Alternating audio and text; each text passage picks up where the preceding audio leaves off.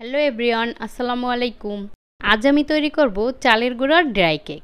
এই ড্রাই কেকগুলো আমি চুলোতেই তৈরি করব।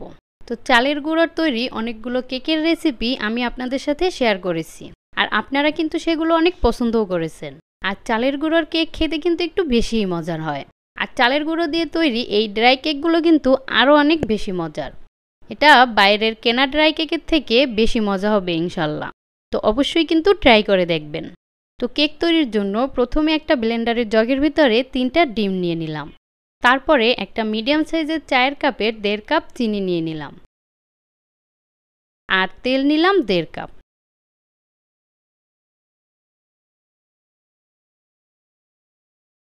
এবার এটাকে 1 মিনিটের মতো ব্লেন্ড করে নিব।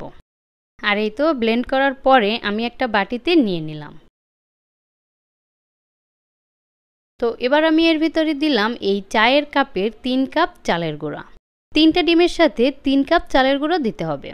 বেকিং পাউডার দিলাম 1/2 চা চামচ, আর লবণ দিলাম স্বাদ মতো। এবার এগুলো সুন্দরভাবে মিশিয়ে নিতে হবে।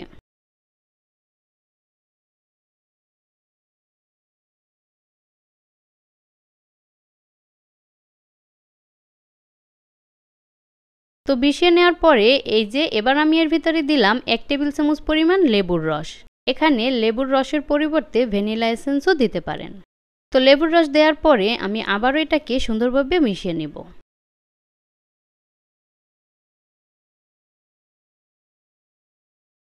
আর এই তো কেকের ব্যাটারটা এবার একদম রেডি।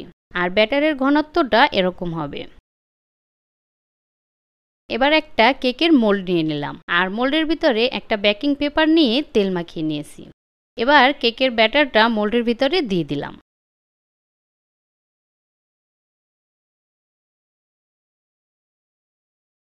তো বোলটা ধরে এরকম একটু ট্যাপ করে দিতে পারেন, তাতে করে ভিতরে কোনো বাবলস থাকলে বেরিয়ে যাবে। আর এই তো আমি চুলায় এরকম একটা পাতিল বসিয়ে দিলাম। তারপরে পাতিলের ভিতরে একটা স্ট্যান্ড দিয়ে দিলাম। এবার কেকের মোল্ডটা স্ট্যান্ডের উপর বসিয়ে দিলাম। তারপরে পাতিলটা একটা ঢাকনা দিয়ে ঢেকে দিতে হবে। এবার চুলার আঁচটা লো থেকে একটু বাড়িয়ে কেকটাকে আমি প্রায় 1 ঘন্টার মতো বেক করব। আর এই তো আমি ফিরে আসলাম 1 ঘন্টা পর। আর কেকটাও কিন্তু হয়ে গেছে। আর এই তো দেখুন, কেকটা কিন্তু দেখতে অনেক সুন্দর হয়েছে।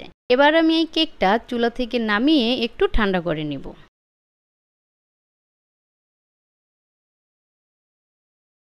আর এই তো কেকটা আমি একটু ঠান্ডা করে নিলাম। এবার আমি কেকটাকে মোল্ড আউট করে নিচ্ছি।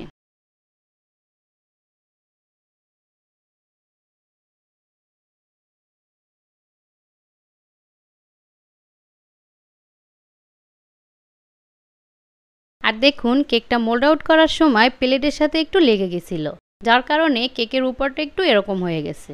কিন্তু কোনো সমস্যা নেই, আমি উপর থেকে কেকটাকে আগে একটু সমান করে কেটে নিব।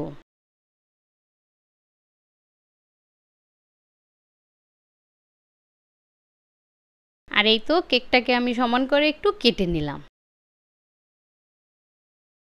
এবার এই কেকটাকে আমি ড্রাই কেকের সাইজ অনুযায়ী স্লাইস করে কেটে নেব। আর সাইজটা কিন্তু আপনারা আপনাদের পছন্দ অনুযায়ী করে নিতে পারেন।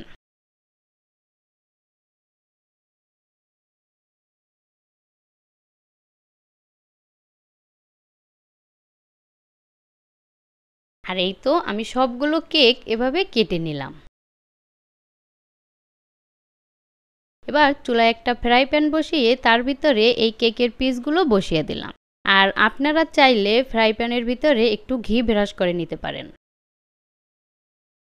তো এবার চুলার আঁচ একদম লোতে রেখে এই কেকগুলোকে এভাবে 10-15 মিনিটের জন্য রেখে দেব।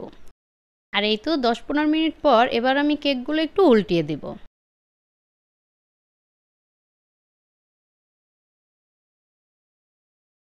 তো আমি সবগুলো কেক এভাবে উল্টিয়ে দিলাম।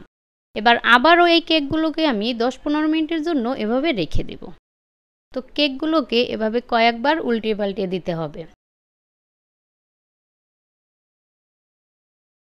আর এই তো আমার কেকগুলো কিন্তু এবার হয়ে গেছে। আর দেখুন, কেকগুলো কিন্তু এখনও নরম মনে হচ্ছে, কিন্তু তাতে কোনো সমস্যা নেই। কেকগুলো যখন ঠান্ডা হয়ে যাবে তখন অনেক মচমচ হয়ে যাবে।